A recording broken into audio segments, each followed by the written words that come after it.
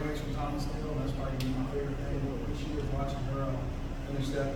Since she's been a baby, still on the sidelines. So this is the last year of that shot.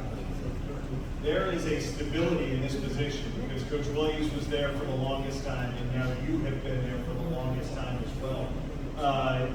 How does a program benefit from that kind of stability that you see? Well, I think Thomas Dale, again, you heard Billy say earlier, Chesterfield's kind of unique. We kind of have our little communities. Thomas Dale, like I said, my grandfather played there, 42. My dad, my uncles, 26 of his cousins played through there. So the sense of community that we have in our building is huge, and that's something that we continue to go on. We had 93 kids try for JV last week, and 73 try for varsity.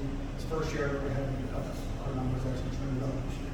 But you also, despite your success last year, you thought last year was a little underachieving, I think, based on the way it ended. Yeah, when you go down there and you get to see Oscar Smith up close in person, you realize just how far you need to go. I remember back to my first few years, I see Stu Brown sitting over there. Stu actually had my dad put the for sale sign on my front yard. We played in that year was 47-7. I said, "Dad, this community stuff." I got it with my dad put the for sale sign. That's not helpful. No, not at all. Who are some of the kids you're going to count on this year? Returning at quarterback Wyatt Jessup, the growth that we've seen in that young man has been tremendous. Last year, he got pummeled down to Oscar Smith. You see him pick back up every single time. He jumped back in the hole and be ready to play. Showed me that he was going to have it. So he's one of the good juniors this year. He's a little gunslinger, like I said, I love him. He gets after it on offense.